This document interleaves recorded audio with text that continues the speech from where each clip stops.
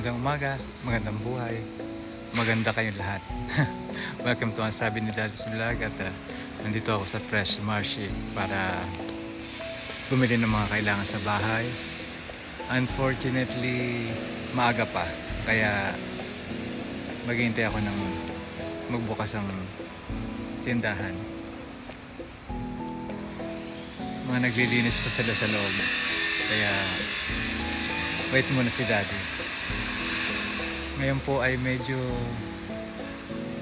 malamig yung simoy ng hangin, hindi po ganun kaalinsangan at nagbabadya na yung autumn o yung taglagas at susunod na po yung winter, kaya yehey. Okay lang po mamaluktot sa ginawa. Mas okay po yung kaysa sa mainis ka sa init.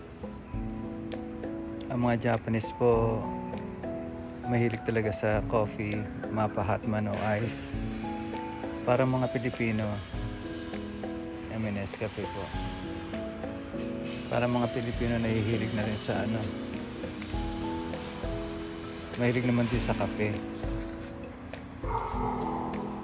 Yung mga 3-in-1 na po. May cocoa. Ano po?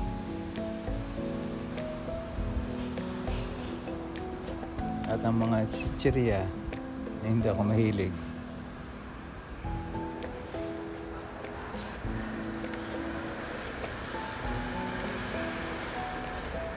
Meron po mga noodles.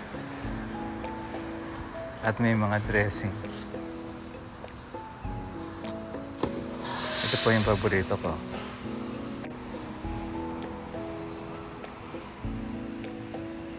Ayan po yung mga price nila. Mura lang po dito.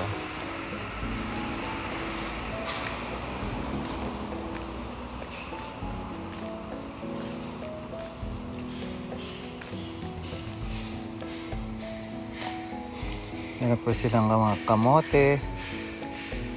At meron po mga broccoli. Mura ngayon ang broccoli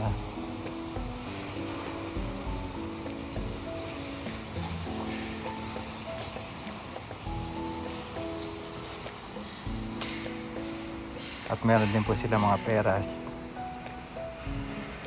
Ako po ayoko ng peras, gusto ko pera. Yan, meron din po sila mga sangkis.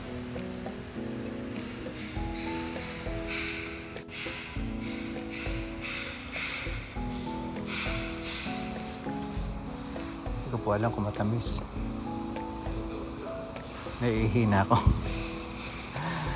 At ang shine muscat.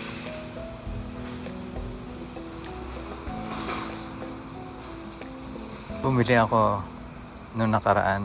Siguro mga 5 days ago. Andun pa rin, hindi pa rin nauubos. Tako tingin lang kami. Kaya yan po ang mga tinda. Meron po sa loob. Tagal naman po magbukas. Dati-dati po napakaraming tao dito, maaga pa. Lalo na pag ganitong walang pasok o walang opisina. Wala po nung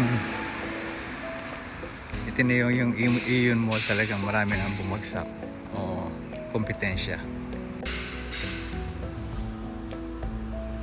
Hindi naman po maaalis ang kompetensya dahil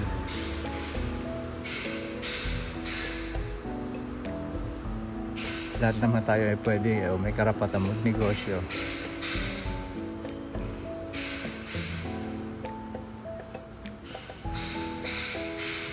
Kaya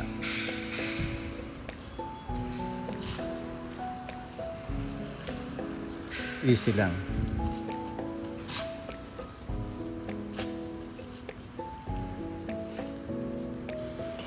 At magkaroon ng satisfaction. Satisfaction. Makaupo muna. Upo muna lolo at nangangali na.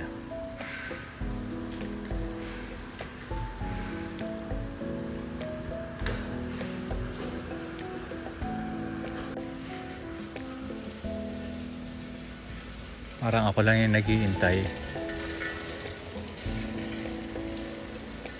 Parang pag-ibig lang yan. Ako lang yung naghihintay lagi. Umugot na naman si Daddy. Pero ihihi na po ako.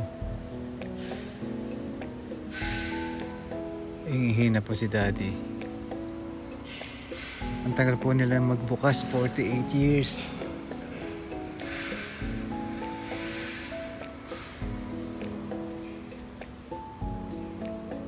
Fresh Marshy.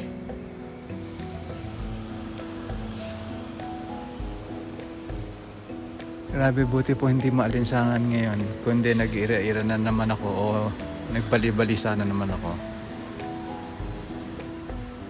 Magbukas ka na please ng 9:30. Makikita niyo po walang katao-tao dahil ano po ngayon, pahinga mga tao. Holiday po ngayon. Kaya po wala pa masyadong tao.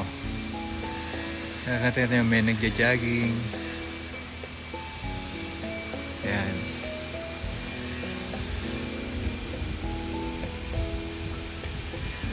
Naglilinis po sila. Dahil tinatay yung bago dito sa Umotecho. Kagaya nito. Ayan. Siguro mansion yan. Mansion nga.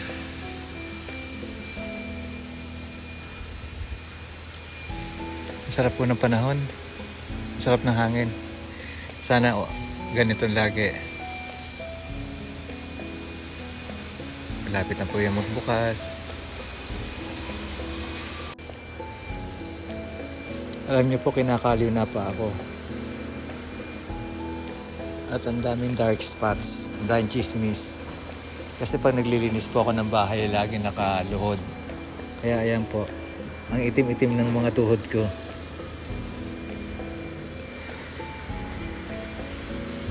Wala magagawa dahil nahihirapan akong kumilos, lalo na pag wala na yung talab ng medicine para sa aking Parkinson.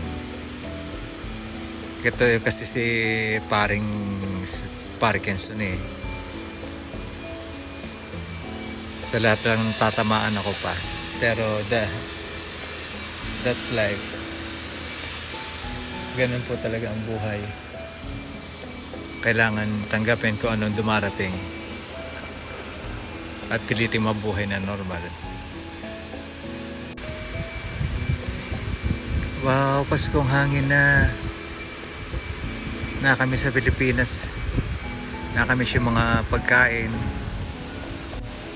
Lalo na yung mga puto bumbong, yung mga bibingka. Pero puto bumbong ako, yung mga palitaw. Nakakamiss po. At saka syempre yung ingay ng mga tao. At saka yung kasama mo yung pamilya. Dito po mahirap. Kahit kasama ko yung anak ko at saka yung kapatid ko, minsan talagang dumaranas yung nanlungkot dahil talaga po nakakalungkot dito. Kung kailangan mo bumili ng kausap, bibili ka ng kausap.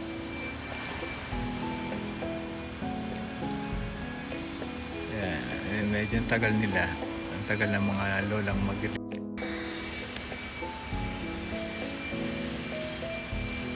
pero kailangan mo makontento. Meron yung hindi ka marunong makontento o yung wala kang satisfaction. Maraming mga Pilipino ganyan, wala satisfaction. Hindi makontento sa isa, hindi makontento kung ano lang meron lang. Minsan napapasama na o gumagawa na ng masama para lang makuha yung gusto nila. Ganyan po ang mga tao, lalo ng mga Pilipino. Napakadami pong Pilipinong ganyan. Kaya ang kinilalabasan po niyan ay inggit at inggit. Naiinggit po sila sa mga taong meron. O yung mga taong hindi naman sinasa. Ang ingay ng truck ng gas. Grabe.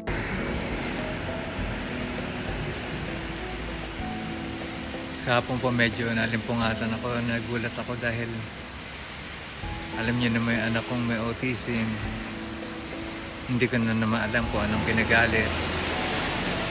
Sinipa yung pinto. Ang hirap yung pagbagong gising ka ba, makakarinig ka ng galabog. Nakakagulat kaya. Kaya ang hirap talagang magtsatsaga ka lang at kailangan mo magpasensya talagang dahil yan na yan eh.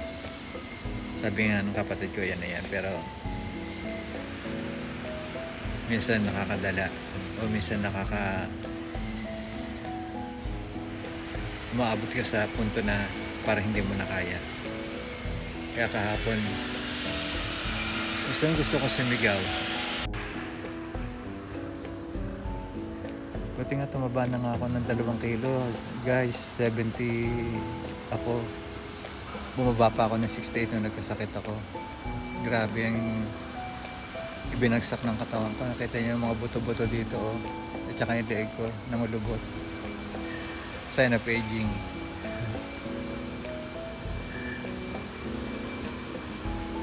Ang hirap po ng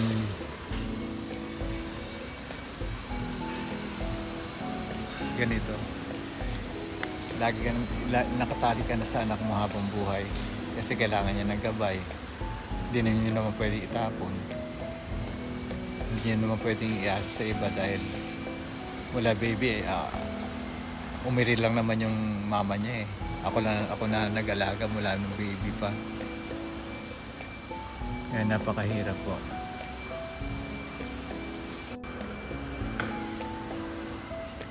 Balik tayo sa satisfaction na tinatawag. Alam nyo, talagang mahirap yung may kilala akong ganyan na walang satisfaction na umiiral na yung inggit dahil gusto niya magkaroon din ng ganito, ng ganyan hanggang sa nagbenta na ng katawan hanggang sa nakakuha ng STD. Kaya napakahirap po ng ganyan dahil mahirap pong minsan gumagawa na ng masama, nangungutang para lang makisabay sa uso o makisabay sa mga bagay na gusto niyang magkaroon din. Kaya napapahamak ang isang tao. Makontento na lang tayo, huwag tayong kung ano lang yung dumating, pasalamat natin. Kasi dumarating naman yung mga swerte eh. Kaya hintayin lang natin. Makontento sa bigay ng Diyos. Kung ano binigay ng Diyos, makontento tayo. Mahirap po sa buhay ng isang tao ang walang kapaguran sa pakikipagtunggali. Nakasalalim. Kung ano man ang gusto ng isa o ano man ang meron ng isa ay gusto rin ay meron. Hindi pwedeng ganun. Kailangan magkaroon tayo ng period sa ating limitasyon. Kailangan talaga yung may mga limitasyon na yan eh pinapaandar sa utak yan para hindi tayo mapahamak o hindi tayo magkaroon ng inggit sa katawan. Kasi pag pumasok na ang inggit sa katawan, wala ka na talaga satisfaction. Wala ka na talagang as in wala na.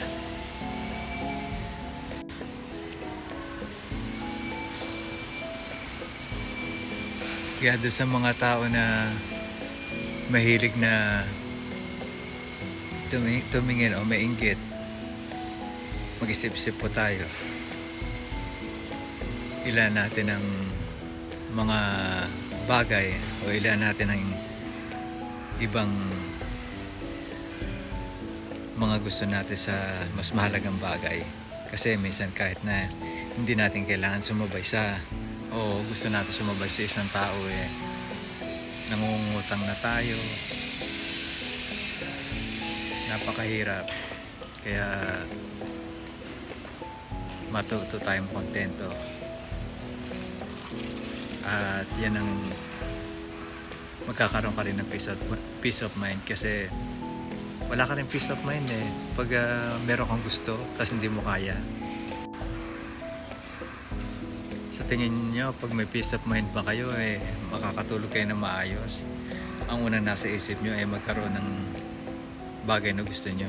Kahit naman hindi na pwede, o wala kayong pera, o wala kayong budget. Ang hirap po nun, ha. Kaya payo ko sa mga tao, magkaroon kayo ng makontento. At kailangan yung magkaroon kayo ng period sa mga bagay na hindi nyo na kailangan o hindi na dapat na dapat pang ihanap ng mga solusyon sa mga bagay na hindi naman kaya. Okay, that's it. Nakapag-vlog din tayo kahit konti. Don't forget to like, share, and subscribe. Ito po si Daddy Pep, nagpapaalam na. Pagpalain kayo ng Diyos. Bye-bye.